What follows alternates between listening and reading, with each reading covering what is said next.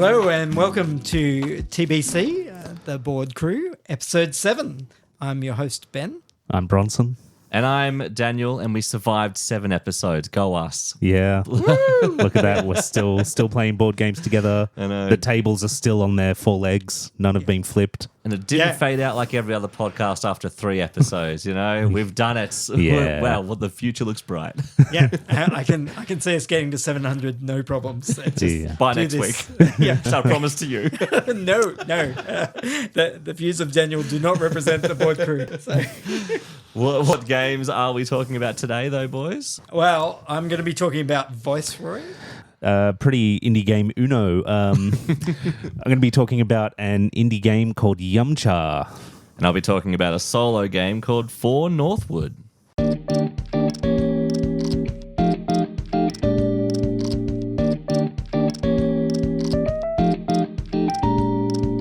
Okay, so Viceroy. Viceroy is published by Mayday Games and Hobby World. It's a game by Yuri Zaravlev, actually. Gosh, I'm really great at Russian, Slavic kind of languages. A note to all board game publishers, phonetics. You've put them in parentheses underneath. Yeah. Yeah, that could be an option. So, I mean, we should also do it for the easy ones that we think too. We don't discriminate here. I muck them all up. Denial?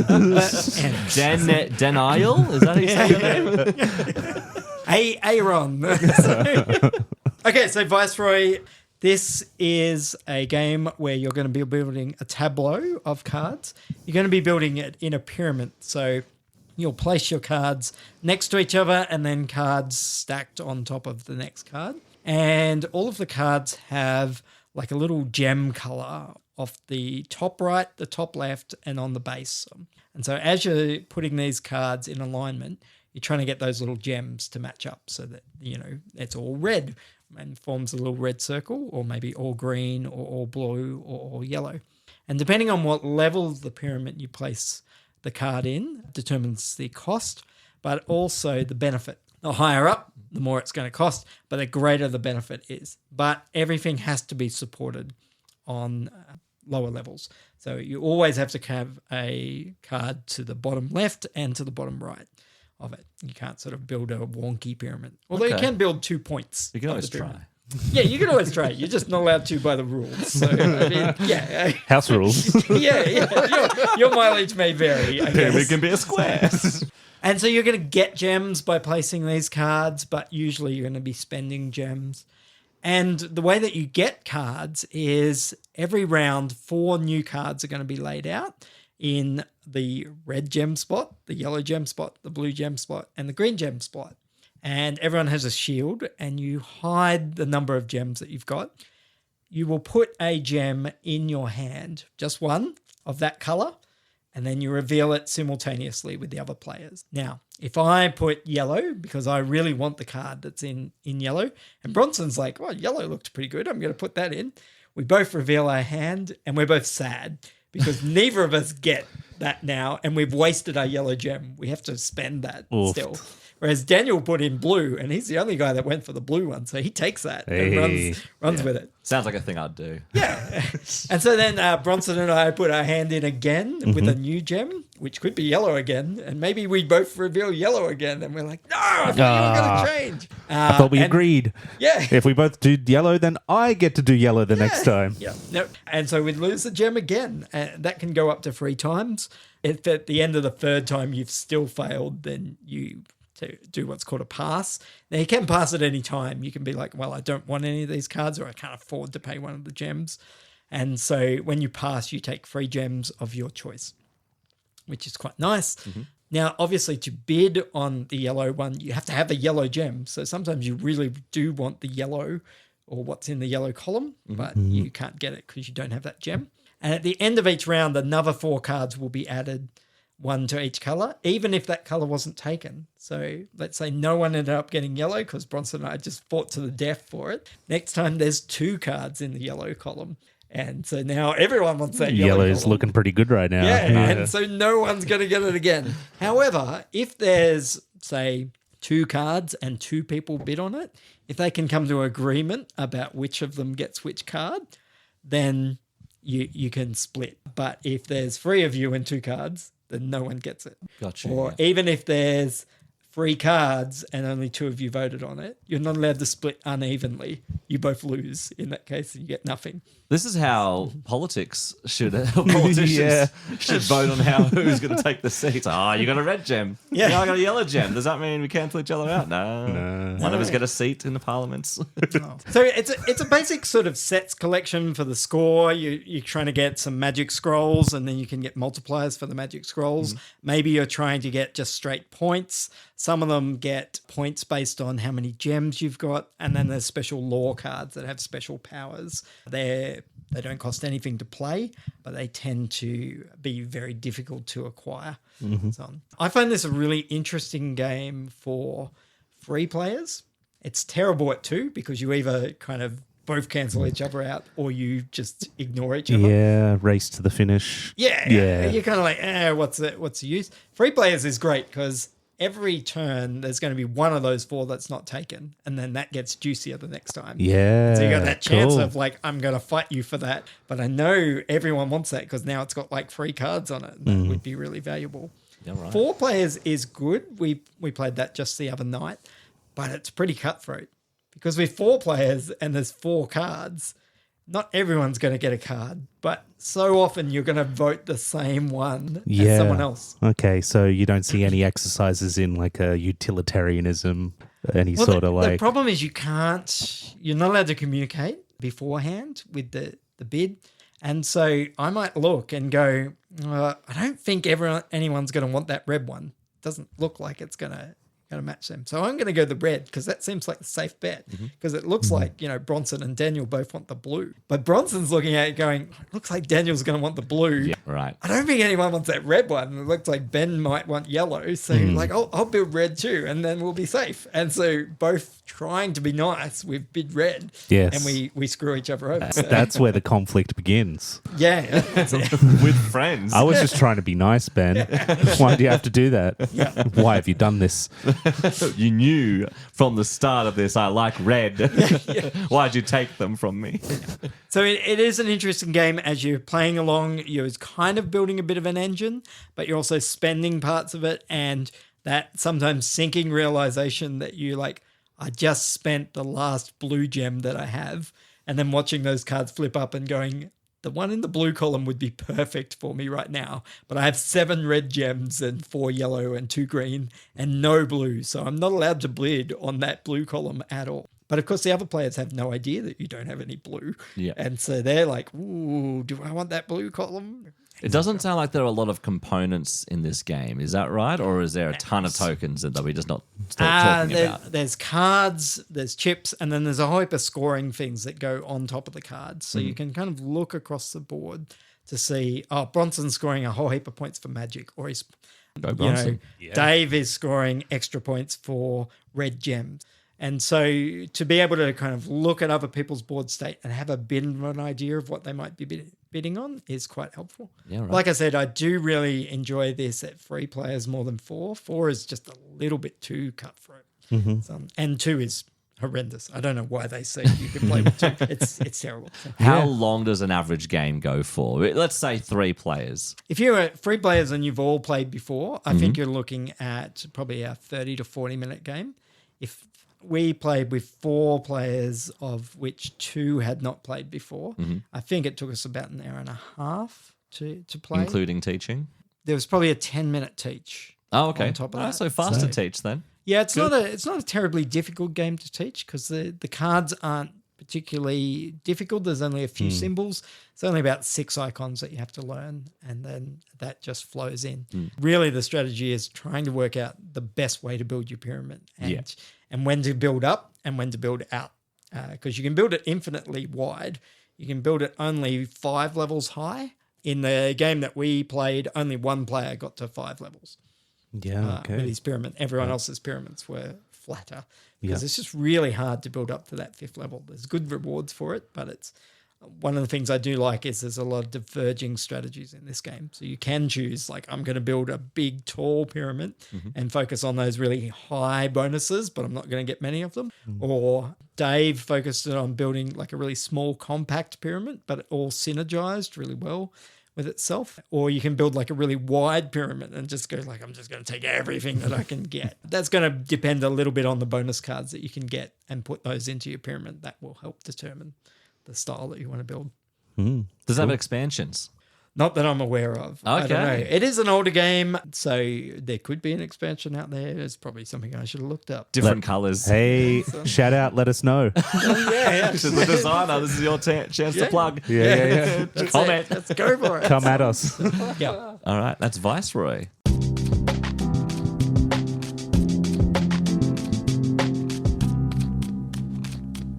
All right, so I've had food on my mind, and Yumcha really spoke to me for today's game. It's a neat little indie game by Quokka Games, which is an Australian independent company. Two brothers, Ando and Jono. Shout out Ando and Jono. Yeah. Love you both. These guys actually won the indie game of the year from PAX 2 years ago or last year. Was it this One of the game? two. Yeah, this Yeah. game. Oh, good This on game. them. Yeah. Sorry, I might have stole your thunder. No, absolutely. Look at that. And that's Bronson's time done. Oh no, what am I going to talk about now? No, it's all right. Yeah, Yumcha. Really simple game, nice and light, like a 1.5 on BGG. Plays 2 to 6. Says it takes 20 to 40 minutes, but I've played some quicker games. Speedrunning. Yeah, yeah. I always speedrun Yumcha. And the game too. Put that on a shirt.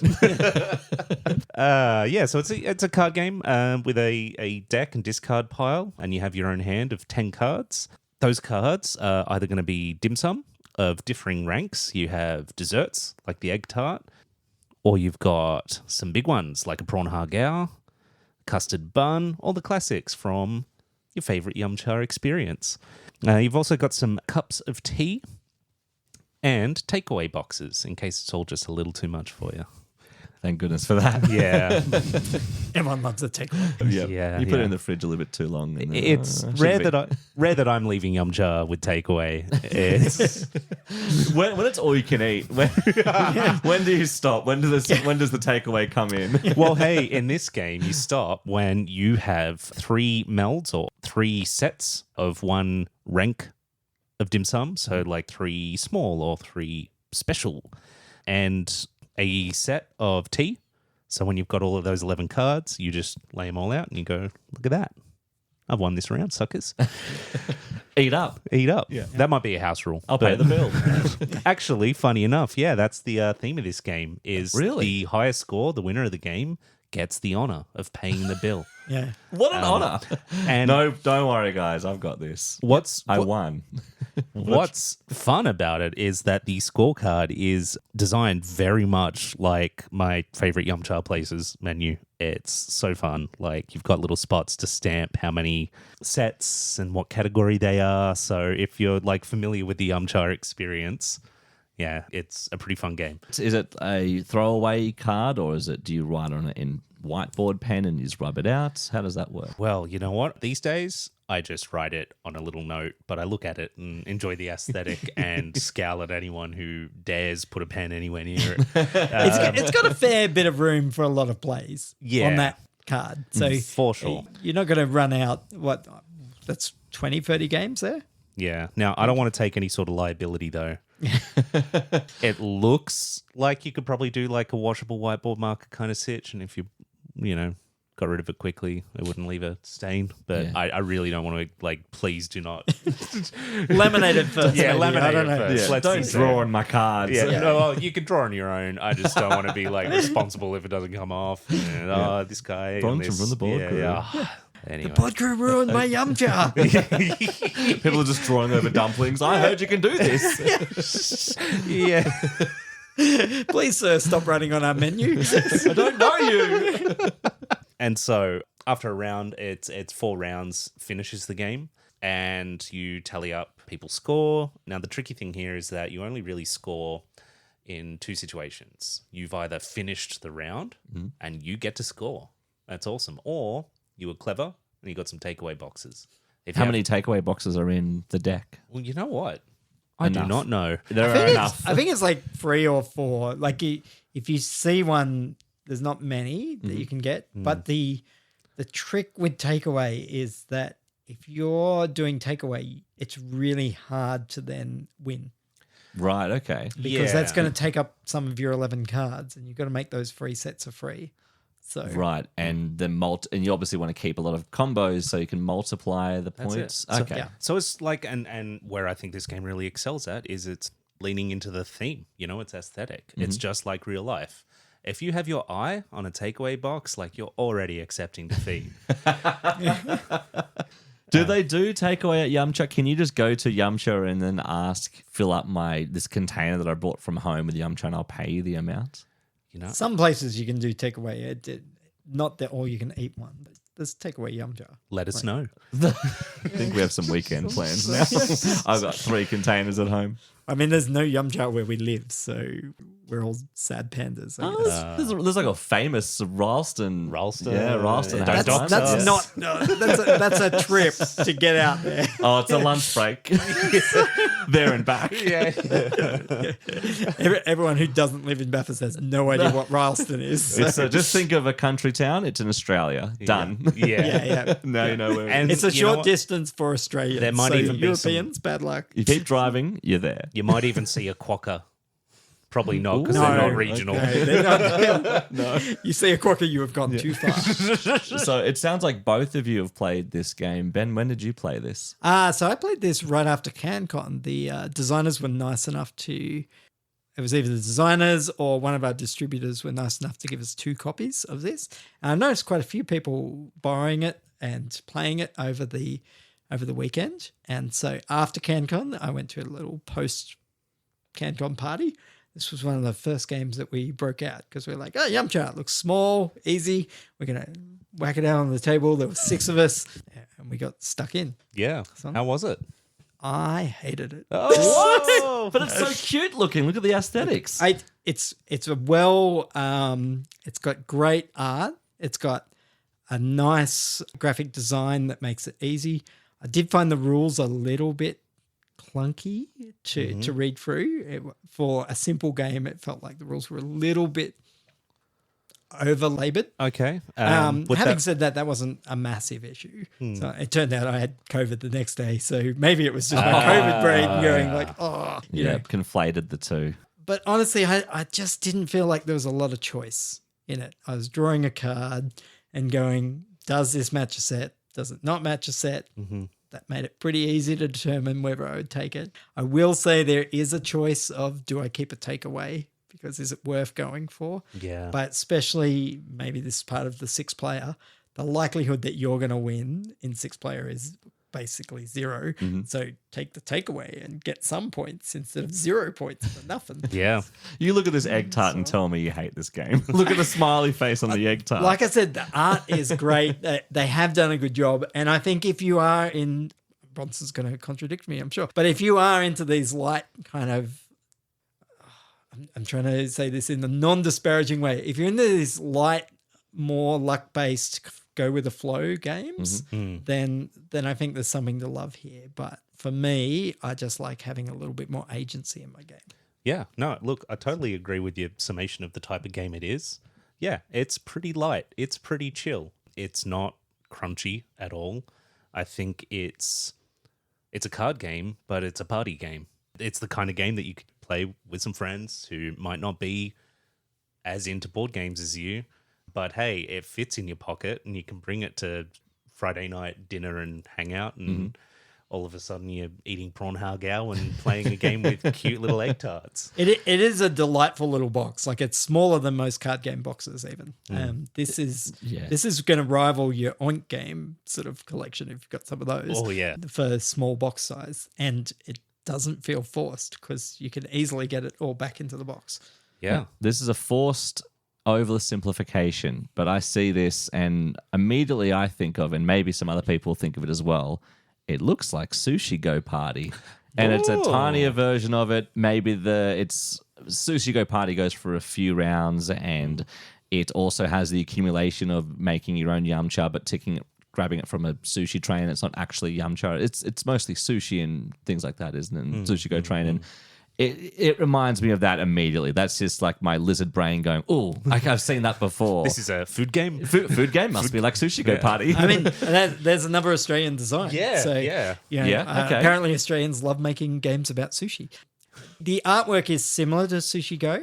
It would definitely remind you of that. Setup's a lot easier. Setup is much easier for Yumcha, for sure. The fact that the cards have no indication of scoring on them probably tells you the lightness of it. Yeah. A medium dish is a medium dish is a medium dish. Yeah. And a large dish is a large dish is a large dish. And you know, if you're familiar with the meta of Yumcha and the food experience that is Yumcha, you'll know you don't want to eat 3 egg tarts. You want an egg tart and a custard bun. You don't want to eat 3 of the same thing. Yeah. But you also don't want to be switching tea.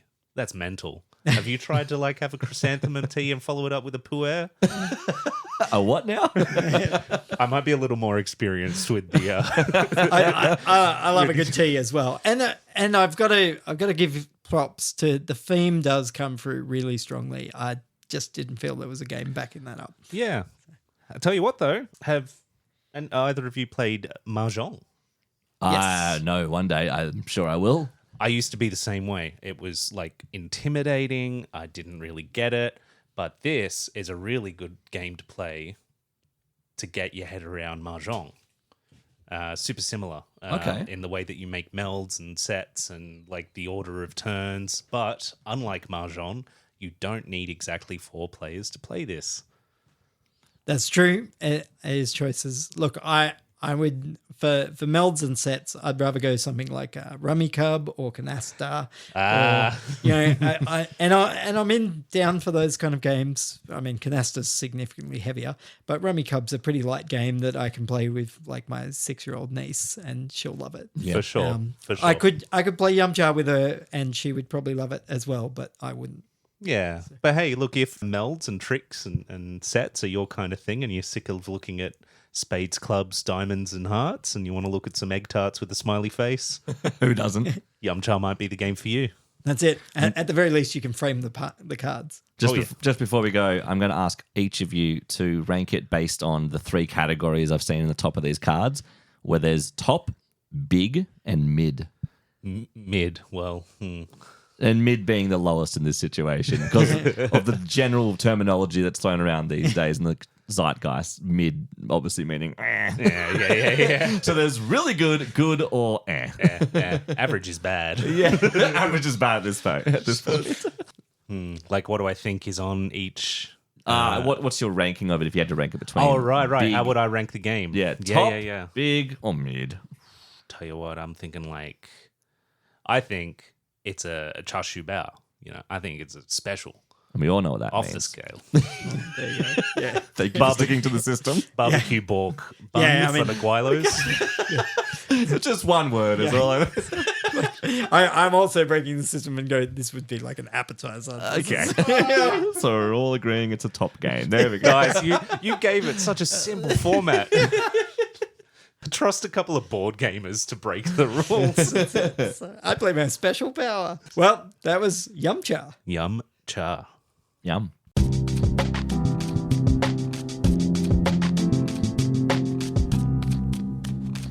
Our third game and last game of this episode is a solo game because I'm predominantly a solo player. It's called For Northwood, and the best part about it is yelling For Northwood at the end of it. For Northwood. For Northwood! Good on you, Northwood. You did it. It's a solo trick-taking game.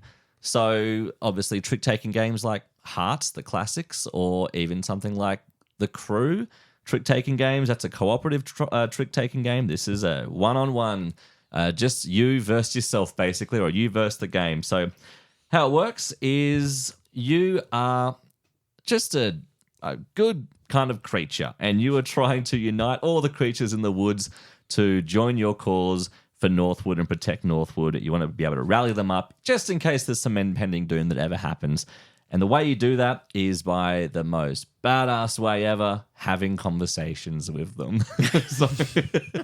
A solo game about having conversations. I see the irony. I see how it makes me look as well. Is this the solo game of how to make friends? This is me reaching out, and this is my my cry for help. For the audio listener, we're only giving looks of mild concern. Mild, yeah, not If mid. you'd like to be Daniel's friend, please write to the board crew. Text in now. So how it works is you're trying to convince them to join your cause, and the way you do that is by winning or losing tricks. Yes, sometimes you deliberately want to lose tricks. So there will be 8 creatures, 8 rulers on the board, and they all are in their own fief, their own little space.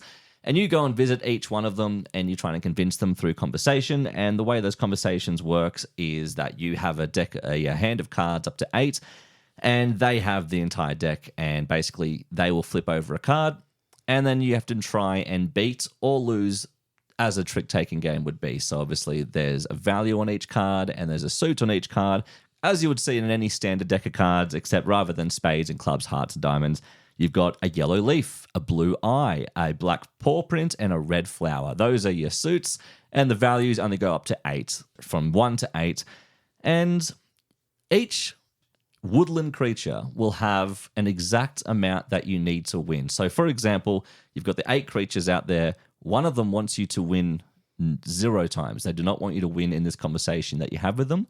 And some of them might want you to say, I want you to have an argument with me, and you need to convince me 5 times, basically winning 5 tricks. So you flip over your card, you can choose to beat it. And by beating it, I mean if they drew a 3 of red flower, then you need to either, like a trick-taking rule would be, beat that with a higher value that's also in the same suit. Cool, you win that trick. That's 1 trick won. Or you deliberately try to lose it because you think, oh, I've got 8 cards and I only want to win 3. Maybe I'll deliberately lose this one and I'll save my higher cards for later and things like that. Obviously, that's where the difficulty lies in. So something like 3 to 4 or 5 tricks seems pretty manageable. But when it comes to, I don't want you to win a single trick at all, and they draw a yellow leaf, and it's like a 1, and you have a 4, 5, 6, you have to play it. And that way you've won, and that way you've already lost the conversation. So the way I imagine this happening, just for some visual representation of how this game works, you go to a creature's house, you say to them, right, you need to join my cause, let's have a conversation about it. And they go, right, cool, my name is the King of Leaves, just so you know, I'm the King of Leaves, and I'll join your cause if you can win 3 arguments against me. You go, okay, no worries. The first argument, he will say, 5 black paw prints, and you go, oh, 6 black paw prints, and they go, oh, very good, yes, Oh, yes. I love that. Yeah, That is 6. That is compelling. That's higher than 5. I like that. I'm convinced. I'm fighting for Northwood. At least 1/3 of the way convinced. And he Give says, me more. If you can do that 2 more times, I'm on your side. And only 2, not 3 or 4, only 2 more times. And you go, okay, all right. And then he will say 8 of blue eye, and you go, oh, 6 of blue eye. And he goes, oh, no good, you lost that one. And that continues on and on. You do have trump cards as well. Now, remember when I said he was the King of Leaves? What do you think the King of Leaves would like to see out of the leaves, eye, paw print, and flower? Of course, a leaf. So if he plays a red rose of a 3 and you don't have any red roses in your hand or red flowers in your hand, you can play a leaf and you automatically win. Oh, very good. Yes. Oh, yes. Leaves. I like leaves. You convinced me. More leaves. How did you know? and that's essentially the game. But there's some twists. That seems pretty simple. I know you're listening to it going, oh, all right, that's pretty easy enough. The fun lies in having allies. Allies are basically just your friends who have abilities, and you can exhaust them to help with your hand. So, for instance, I'm trying to get a creature that wants me to win 7 arguments, 7 tricks. Okay, cool. I want to win a lot, but I've played 6 tricks and I've lost 6 of them. Okay, I'm not doing very well. I need to win a lot more. I'll change one of my allies. I'll exhaust them to basically draw up to my hand size again. Another one's ability might be you can look at the top 3 cards of your opponent's deck and see what 3 cards are coming. You can plan accordingly. Oh, that's very handy. I know they're going to play a 6, blah, blah, blah. I'll go from there. And then when you manage to convince them, so let's say I convince the King of Leaves with my 3 arguments, he like exactly 3 arguments, good job, well done, I'll join your cause. He also has an ability, and you can add him to your roster of allies. So now you've got this new ability, and you can keep customizing it, kind of like a living card game, which we all know I love. I'm a big fan of. You can customize it. You know, there's a 5 coming up soon. You go, all right, well, 5 is pretty mid. I think if I change this ally that lets me look at the top 3 cards, I'll at least have a bit of an upper hand against them, and I'll change this. However, if you are having an argument with someone and you get too many or not enough wins, they will just leave. They'll turn their back on you. I hate your cause. That sounds dumb. What a dumb conversation you had. You're not a very good conversationalist at all. Didn't even have any leaves. Where were the leaves? Keep bringing up those paw prints. Boring. Paw prints. I was telling you about blue eyes. And that's how you basically lose. It is a beat your own score game. My highest score ever, and this is very embarrassing, my highest score ever, and I've played this a dozen times, is 14. Now, to give you some context, I think 16 is a bronze, 18 is a silver, and 20 is gold. Like, so 20 is you are so good at planning ahead. You're nearly on the podium. I'm nearly there. I'm just at the bottom scraping along going, You've almost made a friend. I'm lying on the ground looking up. One day I'll be up there. Oh. How long does the game of For Northwood take? About 20, 30 odd minutes, I'd say. If you don't know what you're doing, it can take up 30 minutes. 20 minutes tops, I'd say. You just keep knocking them out. Once the whole board's cleared, all the 8 creatures have either come to your side or they've turned their back on you. They all have points equal to how difficult it was to convince them. You add up those points, you get the gold, you get the points and you add them up, and you might have a ranking system. Maybe I got bronze this time. Cool, great. I'll try go for silver or gold. You always want to be able to beat your score. And that's For Northwood. And of course, at the end, if you convince them all, you did it. For Northwood! For Northwood! Very nice. And it's a great game. I love it. For Northwood by Wil Su and Side Room Games. And it's relatively cheap. I'd say it's a great game to take with you. Like if you're going to a hotel, it's going to fit on, any table you go to pretty much. Not quite the size of an airport tray or airplane tray, I should say. Probably was a little bit too big for that. If you have room to play solitaire, you have room to play For Northwood. When I'm playing trick-taking games, one of the things I like about trick-taking games is the skill and the hardness of trying to work out which cards have been played, which cards are still coming up. Mm-hmm. Is that part of For Northwood? Do you start to sort of go, well, look, I've seen the 6 of blue eyes or something, so that's not going to come out again? Or do you just not see enough cards in a game to have any idea of what's coming next? There's definitely some. I'll let you know. If you were banned from a casino for card counting, you'd be a natural at this game. You'd win every single time. You're always trying to figure out what card has been played. Oh, a 6 of eyes has been played. Okay. Maybe that's the highest card because I've got a 7 and an 8. That's definitely the highest card they've got. So once I play a 7, I know I'm going to win the next trick no matter what. If they play another blue, I've got that sorted. There is that level of strategy involved in it as well. I'm not intelligent enough to count cards or know. I just know, okay, I've got the highest card. I've got an 8, so that I will always win that one. But everything else, it's a bit too much. And I got overthink it and I get that analysis paralysis and I don't enjoy it as much, but when I'm just in the mode and I'm thinking 1 step ahead rather than 3, 4, 5 steps ahead, I'm having a nice time. For Northwood. For Northwood. We've talked about Viceroy. Yumcha. Build your pyramid of power. And For Northwood. And For Northwood.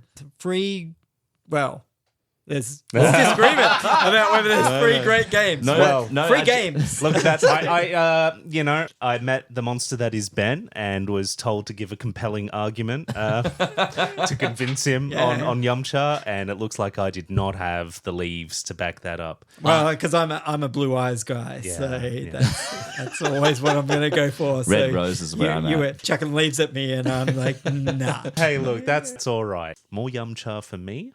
That's true. And in case you didn't tell, I'm okay with that.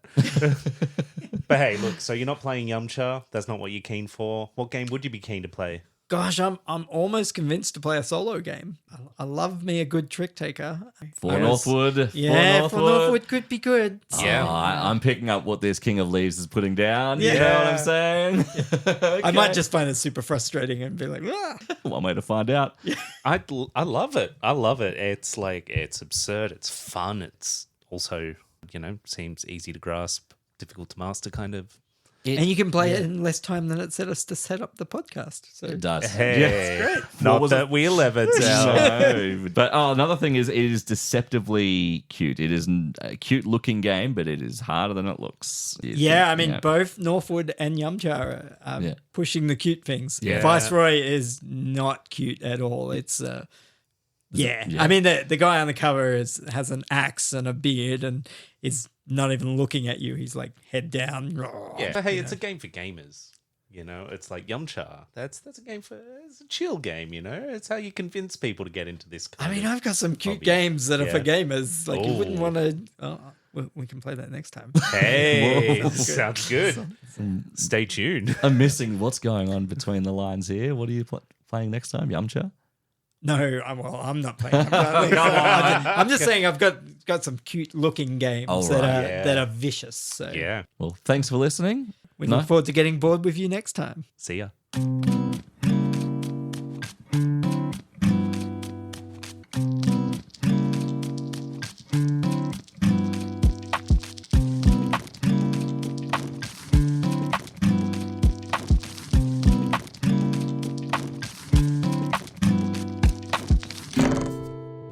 And no one will ever know that we spent 46 minutes troubleshooting technical difficulties. Well, now they will because it'll be in the outro.